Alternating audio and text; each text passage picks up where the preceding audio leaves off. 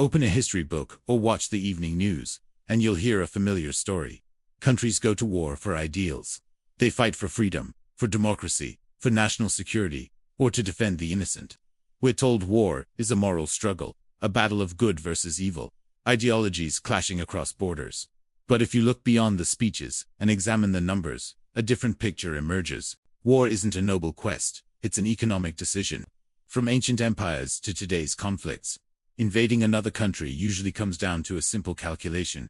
Will the benefits outweigh the costs? If conquering a nation costs $100 billion but gains access to $1 trillion worth of resources, war becomes a logical choice. If the math doesn't add up, the aggressor usually leaves well enough alone. This is the essence of the profit-driven theory of war. Take the Crusades, for example, often presented as a holy mission to reclaim Jerusalem. The reality was more financial than spiritual. Much of the funding came from Venice, whose merchants saw opportunity in controlling trade routes to the east. The religious zeal of Europe became a tool to eliminate commercial rivals and secure the Silk Road. The Holy War was less a spiritual campaign and more a strategic economic move. Fast forward to the 21st century. Why did the United States lead an invasion of Iraq in 2003? The official story focused on weapons of mass destruction, then democracy promotion. But beneath the surface, the real prize was oil. Iraq sits on the world's fifth largest proven oil reserves, and extracting it is far cheaper than in Texas or the North Sea. Before the invasion, Iraq's oil was largely closed to Western markets. Afterward, those resources were opened up not just for extraction, but to maintain control over how the oil was sold, a key part of global financial strategy. This brings us to the concept of the resource curse. Countries without valuable natural resources rarely face invasion. Switzerland, for instance, has enjoyed centuries of peace not just because of its mountains, but because it lacks oil, gold, or strategic ports. Meanwhile, resource-rich nations like the Democratic Republic of Congo have endured decades of conflict. Wars in such regions often aren't civil, but organized plundering operations, with militias and corporations competing for cobalt, diamonds, and other critical materials that power today's technology. Modern militaries often act as enforcers for corporate interests. General Smedley Butler, a highly decorated U.S. Marine, famously described this in his 1935 book, War is a Racket. He admitted that much of his service involved protecting corporate interests abroad, making Mexico safe for American oil companies, or Haiti secure for banks rather than defending national ideals. Resources, however, are only half the story. The other half is currency. For decades, the global economy has depended on oil being traded in U.S. dollars, a system known as the petro. This arrangement forces nations to hold dollars, keeping demand high and allowing the U.S. government to finance its spending. But when leaders challenge this system, consequences follow. Consider Saddam Hussein. In 2000, he announced Iraq would sell oil in euros instead of dollars. This threatened U.S. financial dominance. 3 years later, the invasion began, and one of the first actions of the occupying authority was to restore the dollar as Iraq's oil currency. WMDs were never found, but the dollar monopoly was secured. Muammar Gaddafi in Libya faced a similar fate. He aimed to establish a gold-backed African currency to sell oil outside the dollar system. This posed a threat to both US and French financial interests. When NATO intervened in 2011, Gaddafi was removed, his gold disappeared, and his plan for an alternative currency died with him. Maintaining the petrodollar is seen as a national security issue. Any nation attempting to bypass it is treated as a threat, explaining conflicts with Iran, Venezuela, and tensions with China's efforts to create alternatives. Beyond resources and currency, war is also a massive business. Defense contractors thrive in conflict, often supported by a system called cost-plus contracts, which guarantee profit regardless of efficiency. The more money is spent, the more they earn.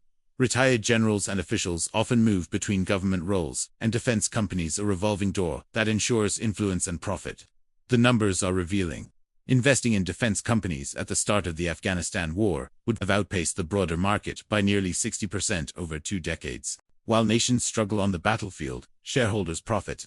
War becomes a mechanism to transfer wealth from taxpayers to corporate interests. So why do countries fight?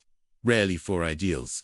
Often for oil, to control the currency, and to make enormous profits. As long as war remains the most lucrative industry on earth, peace will always struggle to compete as an investment. And when governments run out of resources at home, they don't invade another country, they target citizens' wealth. In 1933, the U.S. government confiscated private gold under Executive Order 6102, criminalizing independent wealth. Today, similar powers could extend to Bitcoin, retirement accounts, and other assets during emergencies. Understanding this history is crucial to protecting your financial independence. If you crack open a history book or tune into the evening news, you're told that countries go to war for noble reasons: freedom, democracy, national security, protecting the innocent. We've been taught that war is a battle of ideologies, good versus evil, but the truth is far less romantic. War is often about money. Pure, simple, cold-blooded economics. From ancient empires to modern conflicts, nations go to war when the potential rewards outweigh the costs. Oil, minerals, land, or strategic trade. If the numbers add up, the war happens. If not, the leader stays put. Take the Crusades, often painted as holy wars. Look closer. Venice financed them. The goal wasn't religious, it was trade. The Crusaders became unwitting mercenaries, smashing rivals and opening trade routes to the east. A holy war, more like a hostile corporate takeover. Fast forward to modern times. Iraq, 2003. Officially, the invasion was about weapons of mass destruction. When none were found, it became a mission to bring democracy. But the real story: oil. Iraq has massive reserves, cheap to extract, previously closed to Western companies. After the invasion, the oil was opened and traded in dollars, not euros, protecting the U.S. financial system. This is the resource curse. Countries with nothing worth taking, like Switzerland, stay at peace. Countries rich in resources, like the Democratic Republic of Congo, endure decades of conflict. The wars aren't civil there, organized looting operations, with foreign militias and corporations fighting over minerals that power your tech. Modern militaries. Often they act as enforcers for corporate interests. General Smedley Butler, a decorated U.S. Marine, said it himself. He spent decades protecting businesses, not defending ideals. Resources are half the story. The other half is currency. For decades, global oil has been sold in U.S. dollars.